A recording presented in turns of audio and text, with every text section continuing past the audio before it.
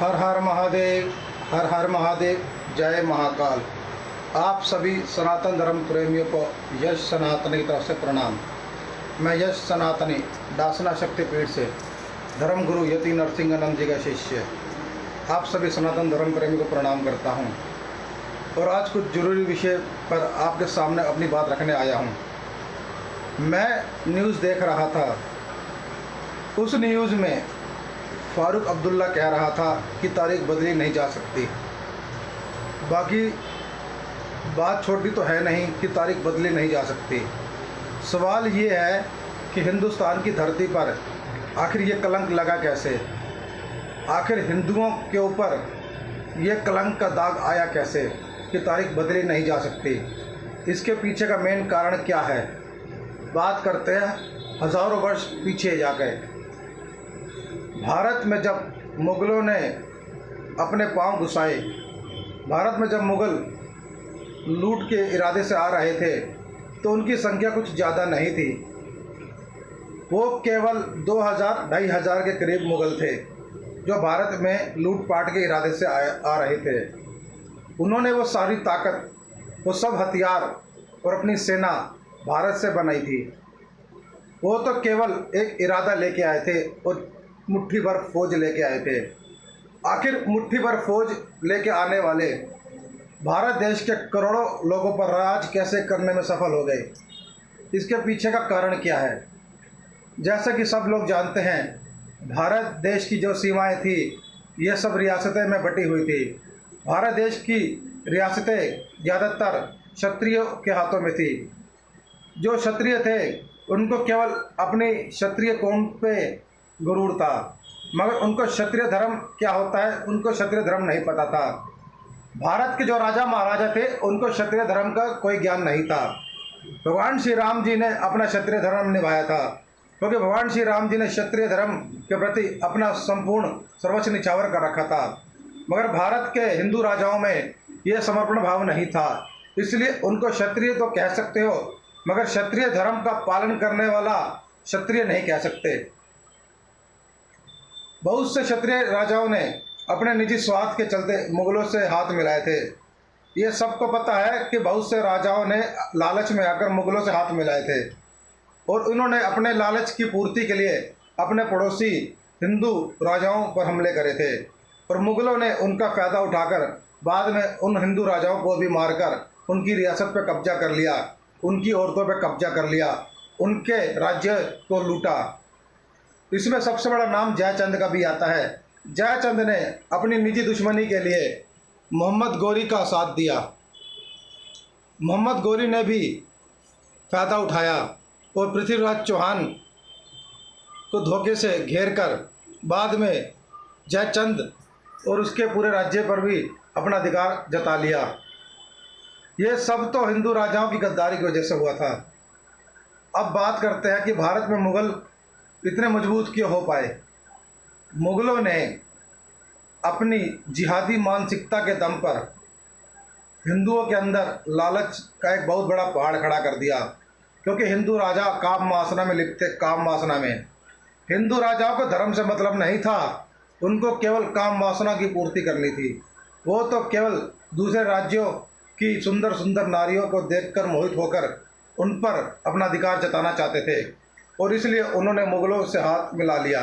मुग़लों ने उनका फ़ायदा उठाया और मुग़लों ने सूफ़ी गायकों के द्वारा सूफ़ी गायक भेजकर राज्यों की जासूसी करनी शुरू कर दी। बहुत से राजा सूफ़ी गायक के चंगुल में फंसकर उनके नृत्यों को देखकर मोहित होकर काम वासना में लिप्त होने लगे और मुग़लों ने उसका भरपूर फ़ायदा उठाया। भारत देश इसलिए गुलाम बना क्योंकि भारत देश को गुलाम बनाने में भारतीय हिंदू राजाओं का हाथ था।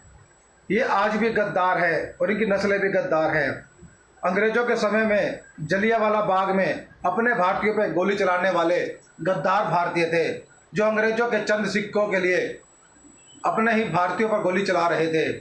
उनमें इतनी वीरता नहीं थी कि वह जनरल डायर की तरफ बंदूक कर सके। भारत के गद्दारों ने ही 50-50 रुपए के लिए क्रांतिकारियों को पकड़वाया और कुछ भारत के काले अंग्रेज थे जो अंग्रेज़ों की थूक चाटते थे। आज भी उनकी नस्लें हैं, आज भी काले अंग्रेज़ों की नस्लें हैं जो सरकारी विभाग में बैठकर भारत को लूट रही हैं। इतिहास के साथ खिलवाड़ किया गया। जब भारत का बंटवारा हुआ तो भारत का शिक्षा आयोग एक जिहादी को दिया गया। उस जिहादी ने शिक्षा आयोग में हेरफेर करके मुग़लों का इतिहास जोड़ दिया। मुग़लों का इतिहास पढ़ाया जाने लगा और वही जहर आज भारत देश की जनता की नसों में भर चुका है। भारत देश में काले अंग्रेजों का शासन आज भी चल रहा है। सरकारी दफ्तरों में, सरकारी विभागों में उन काले अंग्रेजों की औलादें बैठी हुई हैं जो देश को बर्बाद कर रही हैं। हिंदुओं, ये सब सेकुलर शब्द की थूक चाटने की वजह से हो रहा है। तुम्हें केवल सेकुलर कंट्री दी गई। इस्लाम ने इस्लाम के तहत अपना पाकिस्तान मुस्लिम देश लिया, बांग्लादेश लिया। हिंदुओं, तुम्हें धोखा मिला, तुम्हें सेकुलर कंट्री दी गई। उस सेकुलर कंट्री की वजह से तुमने 19 जनवरी 1990 में इस्लाम के जिहाद को झेला। तुमने अपने बहुत से भाइयों का नरसंहार झेला। जानते हो ना, तुमने कार सेवकों की हत्याओं को देखा, तुमने साधु संतों की हत्याओं को देखा, तुम अपनी गौ माता की दुर्दशा देख रहे हो। भारत देश की धरती पर हिंदुओं, तुम्हारा केवल यही दुर्भाग्य है क्योंकि तुम धर्म के लिए नहीं, अपने निजी स्वार्थ के लिए लड़ रहे हो। आज भी भारत देश में हिंदू धर्म के लिए संघर्ष ना करके केवल अपनी खुदगर्जी के लिए जी रहा है। हिंदू ये वो दोगला है जो अपने धर्म के लिए वीरता नहीं दिखलाता। ये तो अपनी निजी दुश्मनी के लिए मरने के लिए तैयार हो जाता है। ये कुर्सी सत्ता के लिए मरने के लिए तैयार हो जाता है। ये पंचायत के चुनाव जीतने के लिए अपने ही गांव के किसी भाई को मारने के लिए तैयार हो जाता है। ये विधायक और सांसद बनने के लिए अपने ही शहर में दंगे करवाकर अपने लोगों को मरवाने के लिए तैयार हो जाते हैं। हिंदुओं की यह हरामखोरी हिंदुओं के विनाश का कारण है। सत्ता और कुर्सी की लालच इन लोगों को कितनी गिरा चुकी है कि इन्होंने अपने धर्म को ना समझ करके केवल अपने स्वार्थों को बड़ा समझा। ये लोग आज राम जी को भी अपमानित करते हैं। ये लोग हिंदुओं के धर्म, सनातन धर्म को भी अपमानित करते हैं। ये लोग सत्ता कुर्सी के लिए वेद और धर्मशास्त्रों को भी अपमानित करते हैं। इसलिए ये लोग आज हिंदुस्तान की धरती पर केवल अपने निजी स्वार्थों के चलते हिंदुस्तान को टुकड़ों में बांटने में लगे हुए हैं। ये लोग भूल गए कि ये जिन जिहादियों को अपना रिश्तेदार समझते हैं, वो जिहादी फिर से इन पे अपना इस्लामिक कानून, शरीयत कानून लागू करना चाहते हैं। अफ़गानिस्तान में दरवाज़ा है जिस पे लिखा है दुख्तर हिंद निलाबे 2 दिनार, कि हिंद की महिलाएं, हिंद की बेटियां यहाँ पर 2-2 रुपए में बेची गई, 2-2 टके में बेची गई। हिंदुओं, तुम्हारी ये हरामखोरी अगर बंद नहीं हुई तो फिर से तुम वो सब देखोगे जो मुग़ल शासन काल में तुम्हारी बहन बेटी के साथ हुआ था। कश्मीरी पंडितों के साथ तो तुम देख ही चुके हो। आज भी बहुत से लोग रोते हैं, दुखड़ा सुनाते हैं कि कश्मीर में क्या लिखा हुआ था। हिंदुओं, अगर तुम अपना देश बचाना चाहते हो तो सरकार पे जोर डालो, सरकार की गर्दन पकड़ो, सरकार को कहो कि उन्हें पाकिस्तान हिंदुस्तान के झंडे के नीचे चाहिए, वो भी पाकिस्तानी मुसलमानों के बगैर। अगर तुम सच में अपने धर्म के पक्के हो, सच में तुम भारत माता को अपना मानते हो, सच में तुम हिंदुस्तानी हो, तो अपने नेताओं की गर्दन पकड़कर उन पर दबाव डालो और बोलो कि उन्हें पाकिस्तान हिंदुस्तान के झंडे के नीचे चाहिए, पाकिस्तानी मुसलमान के बगैर। पाकिस्तानी मुसलमान कहीं और जा सकते हैं, दुनिया में बहुत सी मुस्लिम कंट्रियां हैं, वहाँ जाएं। भारत से जो छीना है वो भारत को वापस करे। वीर सावरकर की अभिलाषा पूरी होनी बाकी है। नाथूराम गोडसे जी ने सपना देखा था, उनकी अस्थियां इंतजार कर रही हैं।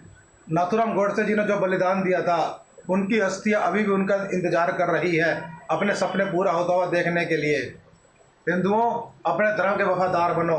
तुम लोग दौलत तो कमा लोगे मगर पुरुषार्थ नहीं कमा पाओगे, जबकि पुरुषार्थ ही वीरों का गहना होता है। पुरुषार्थ ही तुम अपने लिए बचा कर रखो ताकि तुम अपनी बहन बेटी की रक्षा कर सको, अपने परिवार की रक्षा करो। हिंदुओं, नेताओं के भरोसे जियोगे तो अपनी ज़िंदगी कुत्तों की तरह जियोगे। समझ जाओ, जाग जाओ। हर हर महादेव, हर हर महादेव, हर हर महादेव। जय महाकाल।